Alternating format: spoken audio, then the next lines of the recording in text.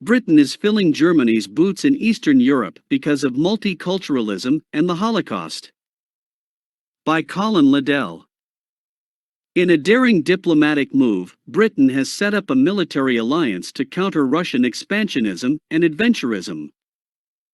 The new alliance, dubbed the Trilateral, involves increased military, financial, and diplomatic support for Poland and the Ukraine, to enable them to better stand up to bullying from the regime of Vladimir Putin.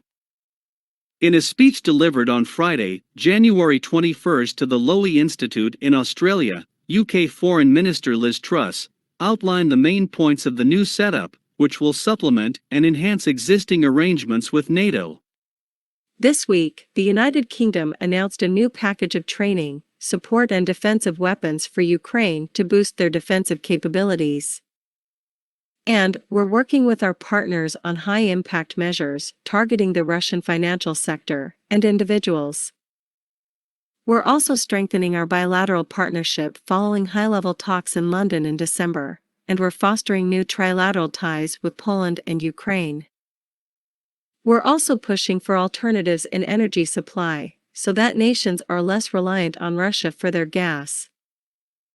Support among ordinary Russians for Putin's corruption-infested government has been hollowing out for years. It is only maintained by blanket control of the media and by allowing a clown opposition of fake extremists like Vladimir Zhirinovsky and the old Communist Party to contest elections. Anyone really popular, like Alexei Navalny, gets poisoned, killed, or jailed. In fact, as someone who has completely distorted the political process in his own favor, Putin requires much higher poll ratings than Western leaders, just to survive.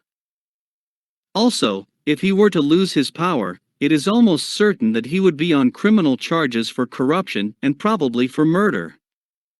Typically, when he slumps in the polls or his support starts to noticeably hollow out, he tries to pull himself back up by posing as the great nationalist leader, despite normally jailing Russian nationalists.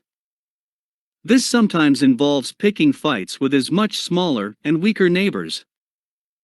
In recent months he has been spoiling for a fight with someone to help restore his falling ratings. Due to the weakness of other major European powers, like France and Germany, Putin has felt strong enough to start throwing his weight around again. But what we are really dealing with here is a long-running structural geopolitical problem. Since World War II, the geopolitical balance of Europe has been skewed by Germany's moral and therefore, geopolitical weakness.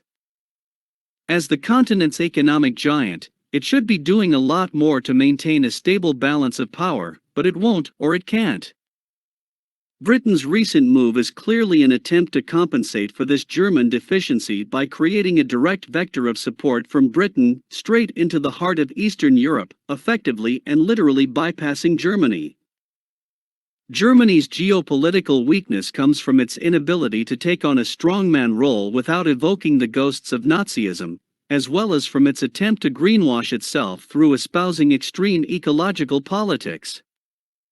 These two phenomena are connected, as greenwashing is Germany's preferred path of moral redemption. The result of this has been domestic denuclearization and decarbonization, which, of course, has deepened its dependency on Russian gas. For these reasons, Germany is practically useless for shoring up Poland or the Ukraine, which is why Britain has bravely stepped into this role. This policy is all part of a larger picture, in which the US, China, Japan, and Australia also feature, as Liz Truss indicated in her speech. Russia and China are working together more and more as they strive to set the standards in technologies like artificial intelligence, assert their dominance over the Western Pacific through joint military exercises, and in space through closer ties.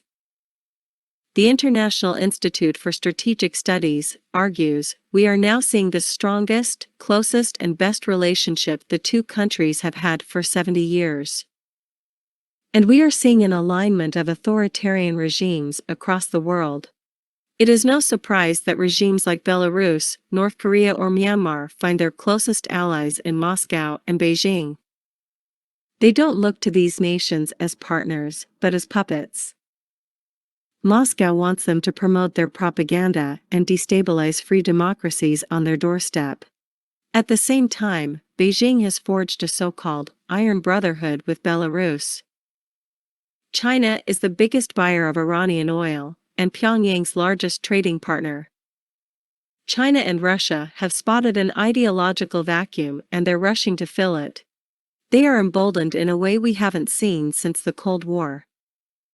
What Truss failed to mention, here or anywhere else, is that continued German weakness caused by the West's over-reliance on the Holocaust guilt narrative, in order to service its multiculturalism, has created a power vacuum that Britain has been forced to step into. Britain is literally filling Germany's boots in Eastern Europe because Germany is too cucked by the West's increasingly toxic anti-racism agenda and its dependency on mass immigration. This could lead to war.